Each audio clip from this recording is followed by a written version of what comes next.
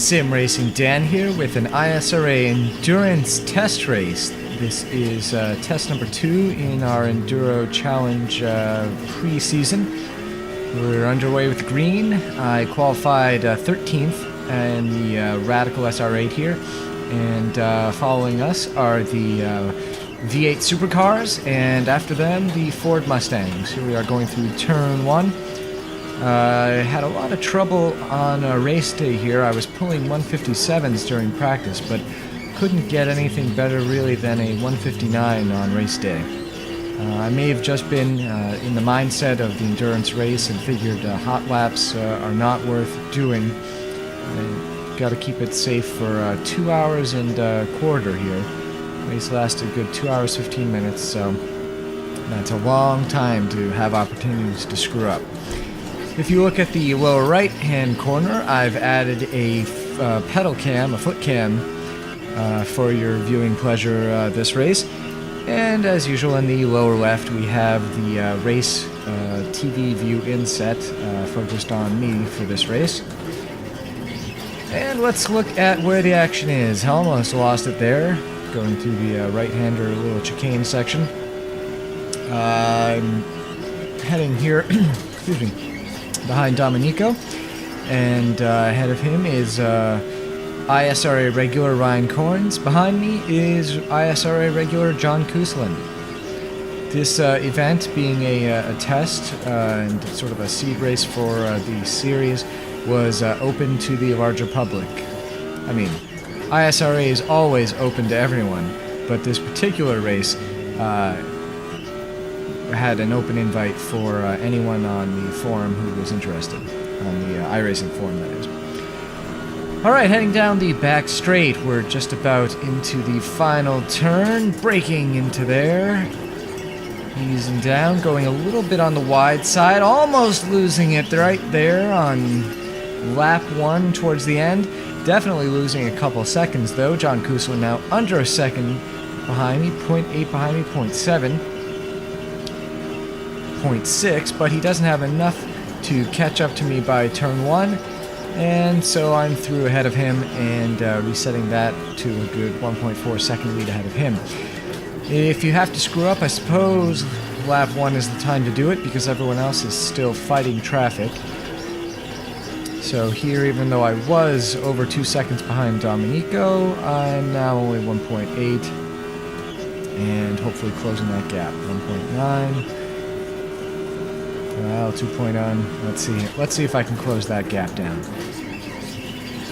This was 72 laps, and at the pole sitter's pace of 1 minute 55 seconds, you can do the math yourself and figure out how long we were in the seats here. Radical's a very fragile car. I found that out during another one of our ISRA test races, so I knew that avoiding any collision was absolutely key. Of course, repairs not implemented on this car yet. That'll come next season, I believe. And very fragile, so any little bump, even with another Radical, or the wall, or a 0x, can cause some serious damage. Got a little bit hot into that right-hander. Setting up pretty well for the back straight again, and as we come down here for the finish of lap 2, John Koosland is right behind me. He's not going to be able to make a move coming through turn 17 here. Let's see if he can get some good speed coming off onto this front straight. I'm hanging right around the same amount behind Domenico ahead of me. Ryan Corns is pulled away from him at this point. Good line through turn 1. Not too shallow. Didn't turn in too deep, had decent speed. Sebring, as you probably know, hopefully you've raced it. If you haven't, you should definitely give it a shot. Oh, here we are, just quickly jumping ahead to lap 6 now. So Sebring is an old Air Force base and has lots of old concrete slabs as part of the racetrack, and very bumpy. And it looks like Robert in 4th position had an incident against the wall there. I'm not sure what caused it. And 2 V8s off again onto the right. Sliding through there. Marco coming up on the left also had a spin, and so he got behind me, but he was quite a fast top sitter right there, so he got by me without too much trouble. I'm honestly not sure how he did that so easily in the traffic that we had, but there you have it, he did. John Kuzlin's still the second behind me. Looking for Domenico, but he's probably just a little bit ahead of this Mustang traffic that we're about to pass. Marco coming up along behind and then alongside the Mustangs. They've gone wide for him, so that's a door open for me to take. Very easy job going side by side through there. Jumping again to lap 11. Lap 11 where Domenico, I believe, had some type of a spin and ended up behind me. I almost had a spin right there. Went a little bit too wide through that apex and got a lousy run onto the back straight. Heading now up, coming up behind Jerry Morsdorf, who's also an ISRA regular in the Mustang. We both whip right out wide and pass him. And then we go too wide through turn 17. I've got a Mustang ahead of me, though, and that's pretty much going to guarantee Domenico the pass. Good work there. I'm not going to let him go easy, though, and stick right to the back of him here as we head through turn 1. John Kuzla now at this point is a good 4 seconds behind. Looks like he had a little bit of trouble there through turn 1, but I'm not able to capitalize. Just too dangerous. It's a very bumpy piece of pavement. There's one bump in particular that really unsettles the car. And that's what makes this track so challenging. I love it, but I'm amazed that the fast guys can pull the laps that they can so consistently, because for me, you know, it's not a question of can you put together a fast lap. It's, are you going to get lucky enough to not hit that one bump that screws you up? And are you gonna be that lucky throughout the entire race, weaving left and right through the Mustang traffic here? Getting on the inside of Domenico. Oh, he gets a little bit sideways, but again, I had a little bit too much speed. I might have been able to capitalize on that if I had gone in a little bit slower, but I didn't expect him to have that problem. Fortunately, it wasn't a serious one, so I didn't run into him.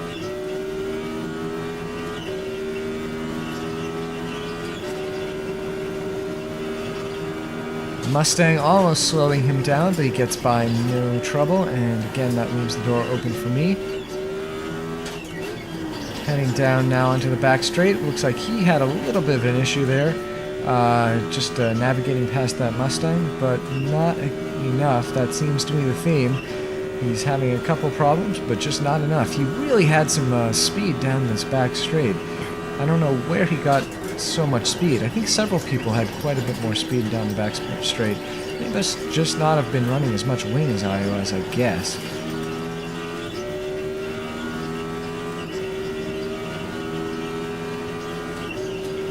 But running low wing on this track again just sets you up more for that. Here comes there's the bump right there. Sets you up more for getting dislodged by those bumps in the turns. Turn 1, turn 17, those are the key ones. And it's also very important to note not to hit the curbs in this car. The Radical SR8 hates big curbs, so that's a flat curb over there on the right. But a lot of these are a little bit higher, and you bump those, and that's the end of that. Radical and the V8s having pretty much the same speed down the straights, almost identical. It's really in the turns and the braking zones that the Radical toasts the V8, so it was an interesting thing to strategize where you were going to be able to make that pass on the V8s. Mustangs, obviously no problem, they're far slower than the Radicals here.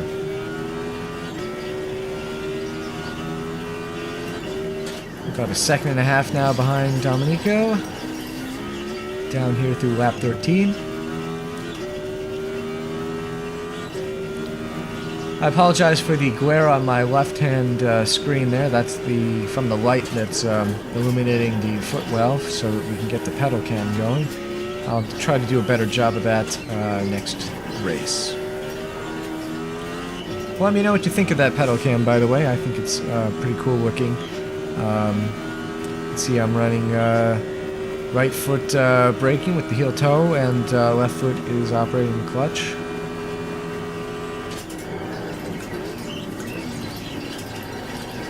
Sometimes and Domenico almost lost it through turn 17. He managed to catch it somehow. Let's see if I got enough speed there to get the pass off. We're going side by side heading towards turn 1, but yeah, he must be running lower wing settings because he just took me for a ride there down the front straight. Nothing I could do. Well, maybe I should have experimented with lower wing settings. Oh well. What's done is done, and I stayed safe. That was the key thing.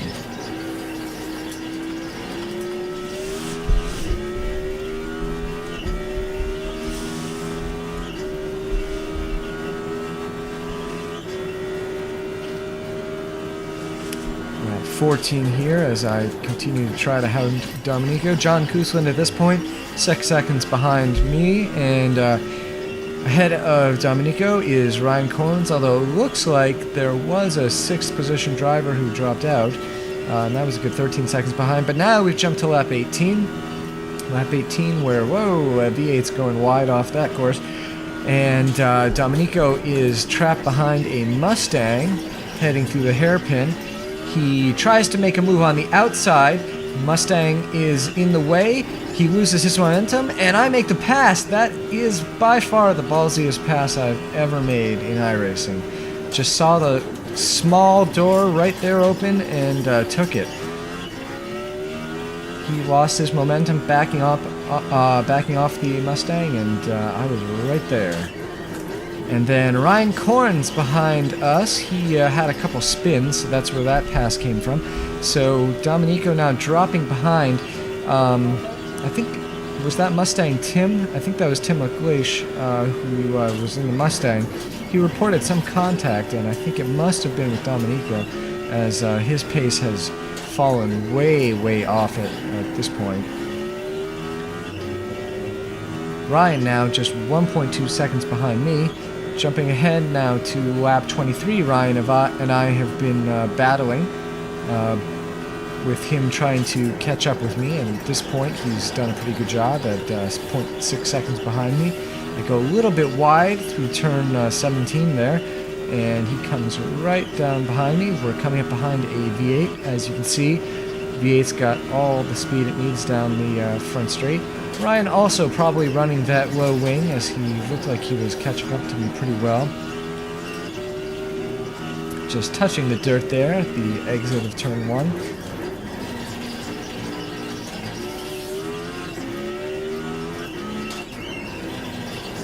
Ryan definitely consistently faster than I was, but made several mistakes which put him behind, so it's only a matter of time probably before he passes me. Coming up on Jasper here into the hairpin. I don't force the issue. Good thing I didn't, because Jasper took up the track on the turn-in. Don Norris here is lap traffic, so we'll get past him without too much trouble. And there we go. And Ryan, 0.4 seconds behind me as we enter the right-left sequence. There's the right, there's the left. I go a little bit too wide onto the grass. Ryan gets alongside me. I've got the inside line, though, as we head into the right-hander, and there's nothing Ryan can do. Defended that one for all it was worth. I really got kind of aggressive on a couple of my driving styles on this race. We've got, let's see, that's Ryan in my right view mirror. You know, making that move on Domenico and defending right there. It's not my usual style, but I'm feeling confident enough to do that. It's, you know, just really a matter of confidence in yourself and your fellow drivers to be able to make those kinds of moves. coming through now to turn 17 with 2 V8s. I braked a little extra there because I wasn't sure that I was going to get the space there through the turn that I needed. Turns out I did. Somehow I got by... Was that Manuel? Manuel really fast. Now on lap 43 out of 72. At this point I've made my pit stop, and I'm running still in position 4 here in the Radicals. I think at this point there were only 5 Radicals still left in the race. I mentioned they were fragile, and I mentioned I was slow. Now here I didn't push that turn. A lot of people might have been trying to push in there and pass the V8s, at least one of them, on the inside of that hairpin. Good thing I didn't, as the leading V8 there spun. Going now to lap 59. We got a V8 ahead of me, and he's way ahead of me. He's going, awfully weird under braking, and it's too late in the race for me to have my wits about me fully. I just wasn't sure what to do watching him. He definitely should have entered that turn ahead of me. If he had been going normal speed, he must have had damage, and I picked him up, picked up his rear end under my front left. Fortunately not too much damage, but definitely not good. Now here we are again in the same section of track we're coming up to. I'm much closer to this V8, and here I'm going to try to make the braking under the inside, but I locked up, I think. I wasn't watching the inside. I definitely had too much entry speed there, and that lost me a good 8 seconds probably. John Kuzlin now just 1.9 seconds behind me. And this is for third place, where I am right now, lap 62 out of 72. That puts us at about 19 or so minutes left in the race, out of this 2 hour 15 minute extravaganza.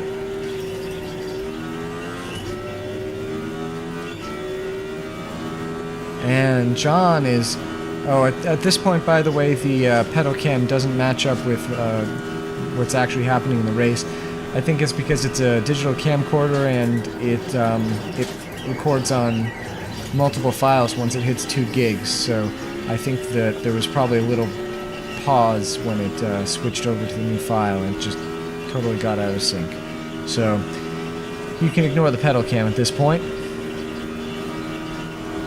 John Kuzlin now 0.7 seconds behind me, so he's obviously picking up that time. Turn 1, where I was smoking him pretty well, I'm no longer doing such a great job of getting ahead of him in, so again it looks like just a matter of time. I did not need to ride up on that curb on that turn exit. That slowed me down once again a little bit. He's now 0.4 seconds behind me. He's looking to see. I was looking, giving him the room on the outside if he wanted it. He was not close enough to take advantage of it. But he's looking for that place to pass me, and I'm looking for where that is that I'm going to have to see if I can defend or if I have to let him by. It's not going to be right here. He's still half a second behind, and I can get through there. It's a tough place to pass, so unless I did something absolutely terrible, he wouldn't be able to pass me there. Getting a little bit trapped behind a Mustang here. John's probably able to get a faster exit through there, and it looks like he did, but it doesn't help him enough going into the braking zone for this tricky right-hander. Always tempts you to take more speed into it than you really can. And here we are back onto the back straight. This is probably where John is going to try to make a move.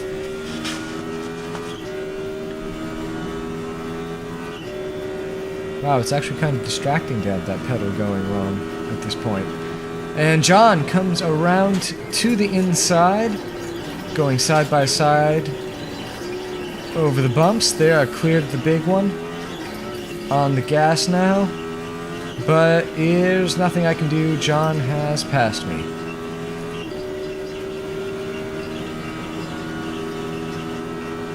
Heading down to turn 1.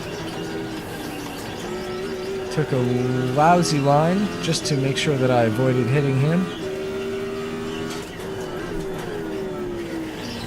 Let's see if he makes any mistakes now. That would be the only thing that could give me the pass for the podium finish.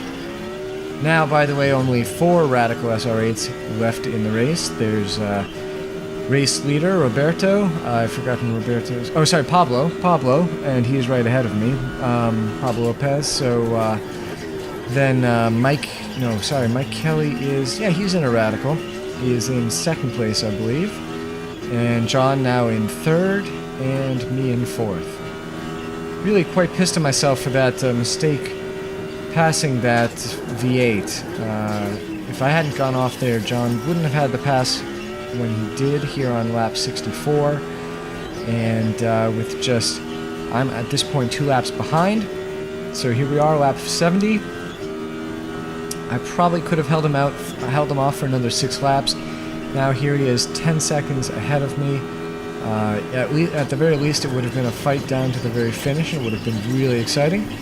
But I can feel good about finishing. And 4th place isn't bad, even though it is in some ways last place of the finishers. But a great test race here for ISRA's endurance division. And we're going to have some more tests and then a full series coming up, so stay tuned, and I hope you'll join us for that.